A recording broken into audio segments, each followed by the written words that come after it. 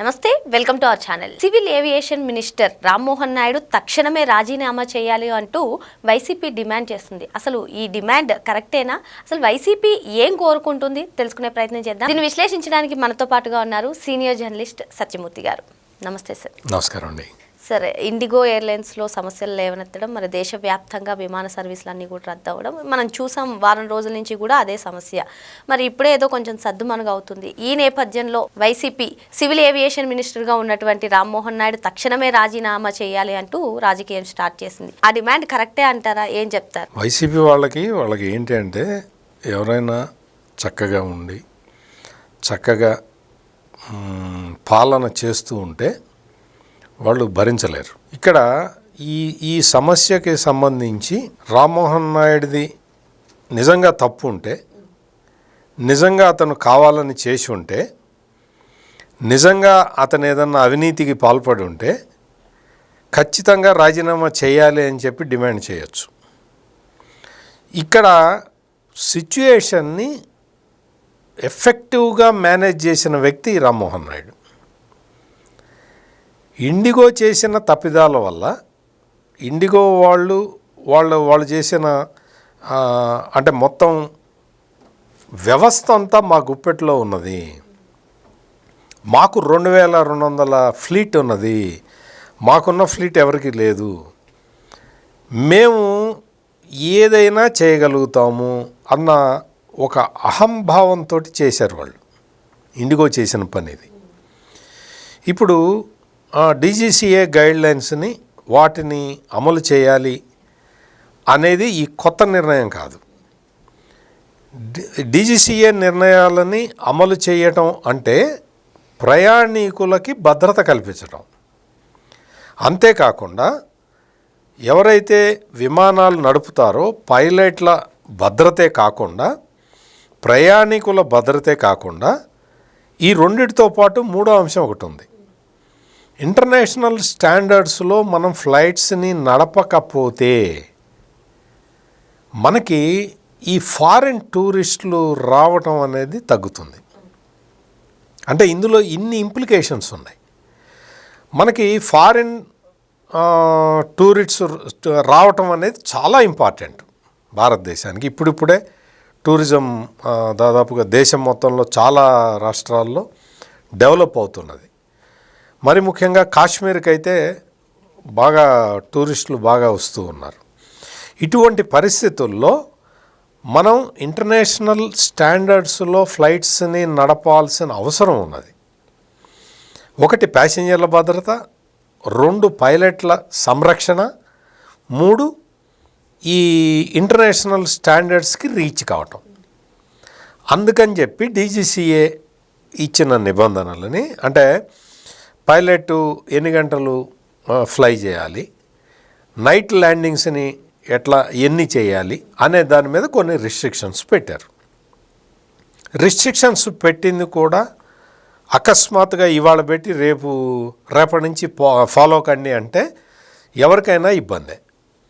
దాదాపుగా 2 సంవత్సరాల టైం ఇచ్చారు. ఈ డీజీసీఏ గైడ్లైన్స్లో చాలా వరకు, అంటే దాదాపుగా ఒక 12 నిబంధనలని ఆల్రెడీ 6 నెలల కిందటి నుంచే ఇంప్లిమెంట్ చేస్తూ ఉన్నాయి. అన్ని ఎయిర్లైన్స్ ఇంప్లిమెంట్ చేస్తూ ఉన్నాయి.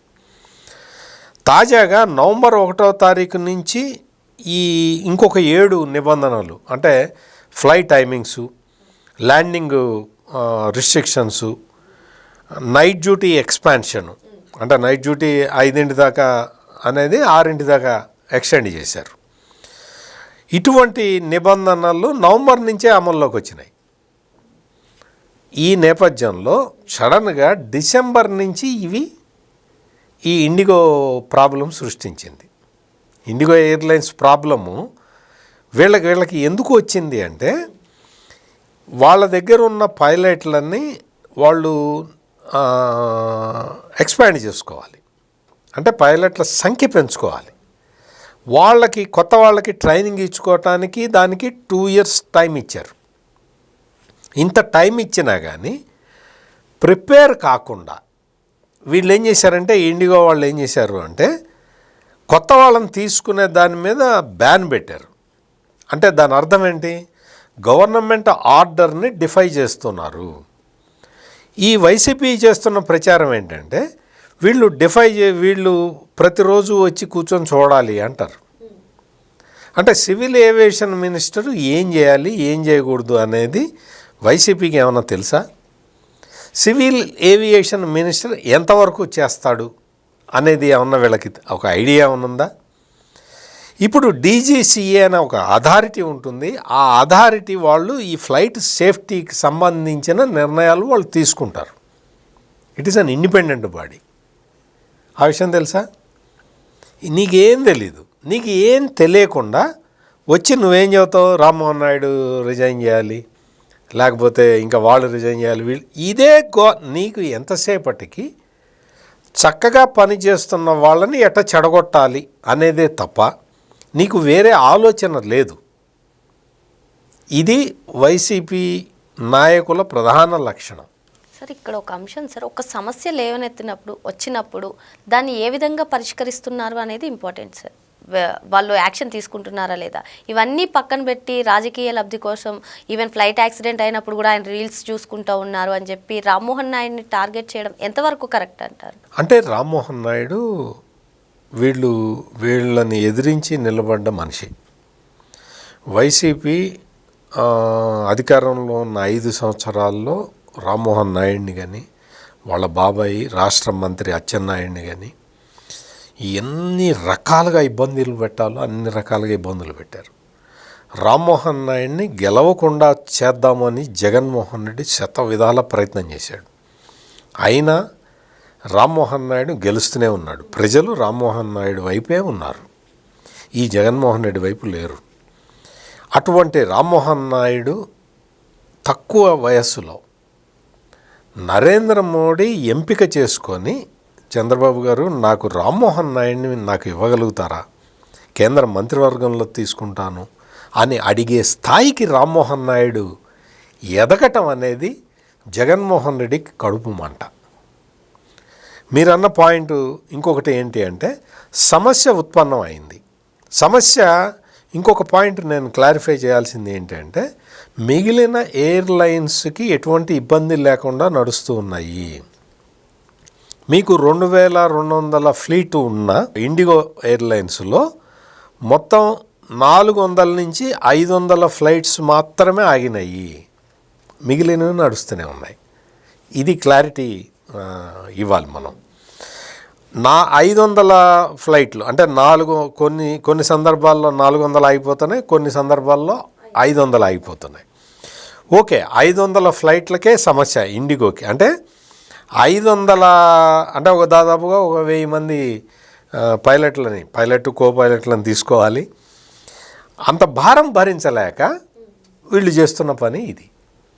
ఇండిగో ఈ సమస్యని రాగానే రామ్మోహన్ నాయుడు చాలా టఫ్గా యాక్ట్ చేశాడు. ఎక్కడా కూడా ఇండిగో ఎయిర్లైన్స్ వాళ్ళకి ఫోన్లేండి చూద్దామండి రేపు చూద్దాం అనట్లా.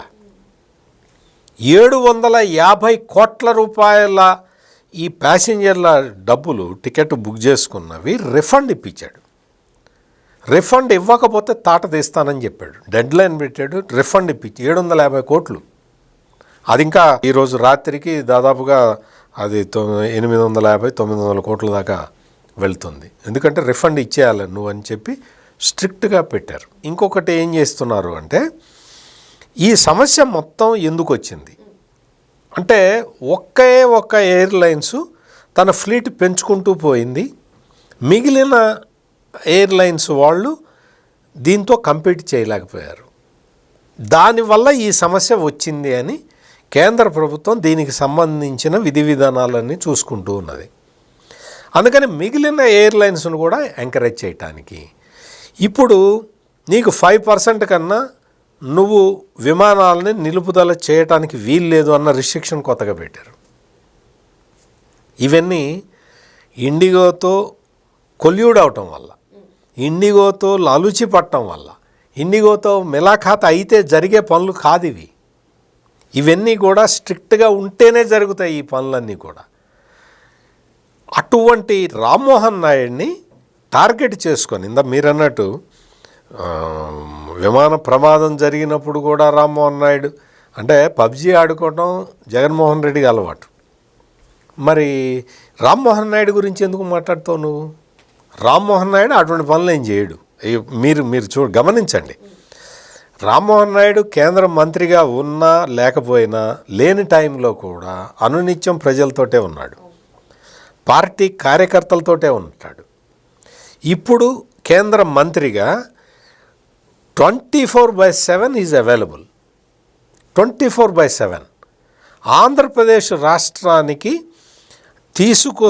అతను తీసుకొస్తున్న నిధులు కానీ అతను తీసుకొస్తున్న పనులు కానీ అనితర సాధ్యం. అంత బాగా ఆర్గనైజ్ చేస్తూ ఉన్నాడు.